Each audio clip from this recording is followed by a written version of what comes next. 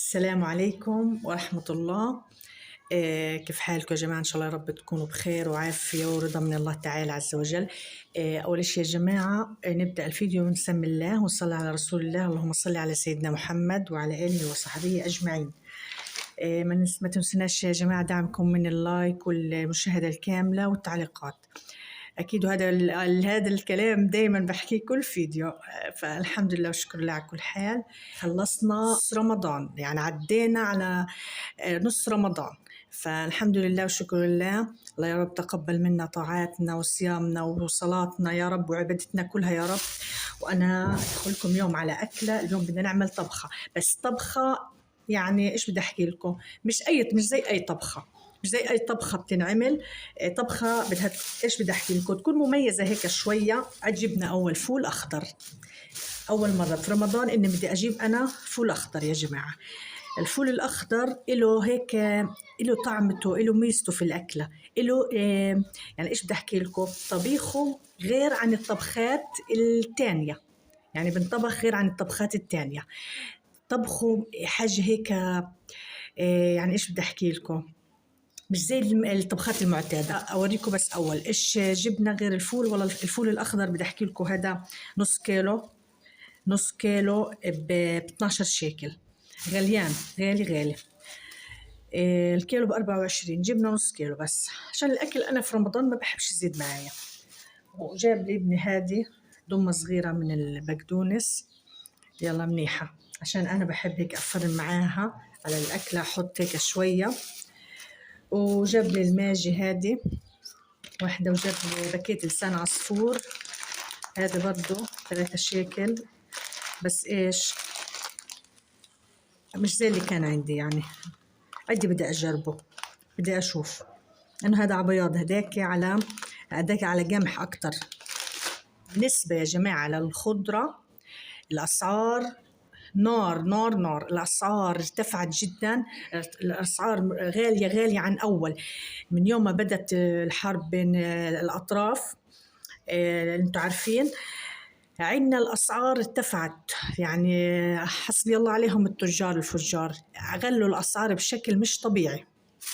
فالليمون، شفتوا حبتين ليمون، هدول حبتين ب7 شيكل. فهي الأكلة طبيعي، أكلة الفول بدها لازم بدها ليمون، عشان أنا هعملها إن شاء الله بالطحينة والليمون. فهاي هدول ب7، يعني الكيلو حكالي الكيلو ب17 شيكل، يعني نار الكيلو. يعني إيش كنا نجيبه قبل ما تصير الحرب بين أمريكا وإيران، كنا نجيبه الكيلو ب4 شيكل، كنا نجيب البطاطا بالكيلو ب4، الليمون ب3، ب5، حاجة زي هيك. يعني ما كل الخضرة ما تعديش عن 5 شيكل. لكن هذه الأسعار يعني أقل نوع خضرة، إذا كان خيار، بطاطا، بندورة، بصل، أقل سعر كيلو ب10 شيكل.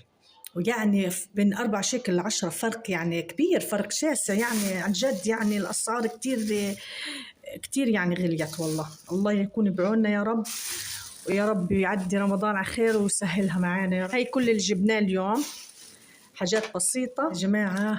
أنا بدي أخلص إن شاء الله، ادعوا لي بس ربنا يسهلها معي والله يبارك في الجرة، لأنها على آخرها، إلها تقريبا يعني 2 أسبوع عندي، فعلى آخرها، فبديش تقطعني وتخلصني من نص الأكل. فهادي يعني أنا حاطة إيد على قلبي بصراحة، زي ما بنحكيها يعني.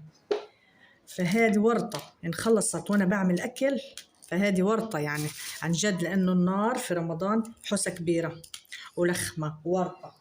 ويعني منفعش النار في رمضان وفي السحور، ما فيش، النار بتاخد وقت، النار بغلبة من كل النواحي يعني، الحمد لله. فيا رب يا رب الله يكرمني يا رب، قبل ما تخلص الله يكرمني بغاز يا رب أقدر أعبي. لأنه الصراحة الغاز، سألنا إنه نعبي غاز يا جماعة. جوزي سأل يعني، فقلت له أنا ضروري يعني بالله عليك، يعني ضروري أمانة إنه بدي غاز، عبي لي غاز لو كيلو واحد أخليه بس للضرورة. لحكالي سأل، لحكالي كيلو الغاز ب100 شيكل، 100 يعني إيش الكيلو كمان 100، يعني كتير غالي غالي غالي ب100 شيكل، والله غالي. فأنا قاعدة بحكي يا رب وخلص، يا رب ما تقطعنا من غز الطهي يا رب. إن شاء الله بتكون مجرد ما تكون خلصت إن شاء الله ربنا يكون سهل علينا وإن شاء الله نكون عبينا يا رب، لأنه اسمنا ودورنا الجاي لسه بده وقت، لسه مطول يعني. الحمد لله والشكر لله على كل حال. شكرا اللي حابب يتبرع إلنا، يعني الله يجزيه رب كل خير. وعندي كمان عندي كمان رابط USDT في صندوق الوصف في صفحتي على القناة. يعني من بعد الحرب الأمور الحمد لله ايش بدي أقول لكم واقفة، يعني الحمد لله. وهيني غسلتهم، يلا يا حبيباتي على الطبيخ. على طول بفرم لي بصلة مكعبات، وقبل ما تتشوح أو تتحلوس يعني بدي أحط عليهم اللي هو الفول الأخضر اللي جهزته اللي قطعته. على طول بدي أضل أقلب فيه مع البصلة. شوفوا يا حلوات، هيني بدي أنا أقلب.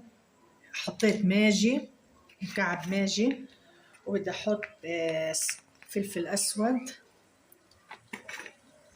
وبدي أحط كمان بابريكا، وبدي أضل أقلب فيهم هم الفول، يعني الفول مع البصلة مع الماجي والبهارات هذه اللي حطيتها. بدي أضل أقلب فيهم على البخار، بدي أستويهم تقريبا، يعني تقريبا نص استواهم أو أكتر على البخار بهذا الشكل لما يتدبل عندي الفول. أنا أولادي يعني وجوزي بيحبوا الفول كتير، الفول الأخضر هو كمان كويس ومفيد. يلا حطيتوا لي اللايك ولا لسه؟ يلا حطوا لي اللايك ما تنسوش، وتعليقات حلوة هيك من إيديكم الحلوة، وأي دعاء وأي ذكر في التعليقات تؤجروا عليه إن شاء الله، إنا وإلكم الأجر والثواب يا رب. وصل معايا لهان، يكتب في التعليقات اللهم إنك عفو تحب العفو فاعف عنا، اللهم إنك عفو تحب العفو فاعف عنا، اللي وصل توصيات الرسول عليه السلام في أواخر في رمضان، يعني في آخر 10 من رمضان، آخر 10 أيام. وهي كمان قالب ماجي، وأدير عليهم المية وأسيبهم يكملوا استوى. الماجي عارفاه والله مضر، بس ما فيش بديل، يعني ما فيش نوع لحمة، ما فيش إشي، فبحسه إنه هيك بدون ماجي مش طعم، يعني بمية يعطينا نكهة وطعم زي كأنه شوربة حاطينه هيك يعني. سبت الطبيخ الفول يستوي، وأنا هنا بدي أجهز شوربة لسان العصفور. هي الشوربة تقريبا الوحيدة اللي أنا بحبها، وعندي اللي بحبوها يعني أولاد وهيك، لكن أنا نفسي أعمل والله شوربة خضار، بس أنتوا عارفين إنه الخضار عنا غالية غليت كتير كتير، فحكيت خلص بختصرها وبعمل اللي هو لسان العصفور.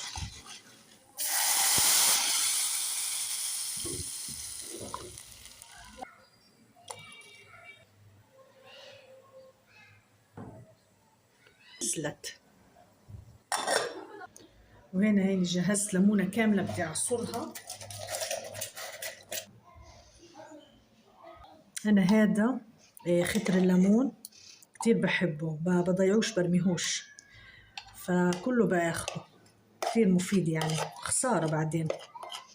اللي هو سنة من الطحين، يعني مش سنة، بنحط لنا معلقتين 3 سنة إيش بس أكتر من سنة. وهنا بدي أرخيهم بشوية مية، شايفين كيف؟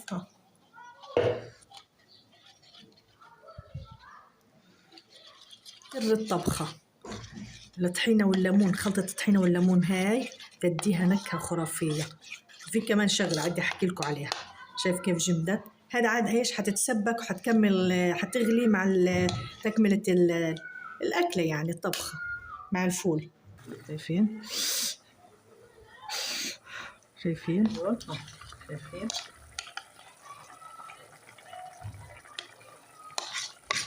الطحينة والليمون اللي عملتهم، اللي خلطتهم مع بعض الميكس، هم هلقيت حيتسبكوا حيدوني حاجة حلوة للطبخ إن شاء الله. كده شايفين هيدي برميها معاه بتديها نكهة وبتدوب، وهيدي إلي أنا عاد روكا أو الجرجير، وهي بدها طول. شايفين كيف إن شاء الله بتجنن. هذه الأكلة الوحيدة، يعني مش الوحيدة أحكيلكوا، يعني الأكلة أكتر إشي بتحب جنبها المخللات، طراشي، روكا، بصل أخضر، كتير كتير يعني بتلاقيه أسكيت معها. وحطيت مخلل بتنجان اللي هو المكدوس، وكان عندي آخر آخر راس بصل حطيته خميل بدي أقطعه زي هيك. زي هيك بدي أسويه وديها ومشي. شايفين كيف الطبخة تسبكت ما شاء الله، لونها وحلاوتها.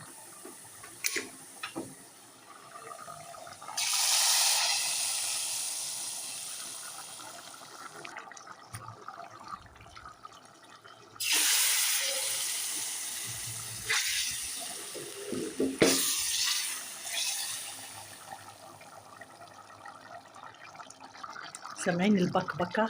هاي البكبكة تعرفيها إنها الطبخة مزبوطة، والطشة ما شاء الله ريحتها وصل لآخر الدنيا. وهيك يا جماعة بتكون سفرتنا جهزت. إن شاء الله يا رب سفرتنا وسفرتكم عامرة يا رب بالخير. وزي ما انتم شايفين كيف الطبخة ما شاء الله متسبكة وجامدة، يعني هيك تقيلة ومتسبكة معي. وهي جهزت جنبها الأمور والجوال، بس يعني للأسف عتمة لأنه فيش كهرباء، فالحمد لله والشكر لله. هذا كان فيديو اليوم، إن شاء الله يعجبكم يا رب، أشوفكم على خير.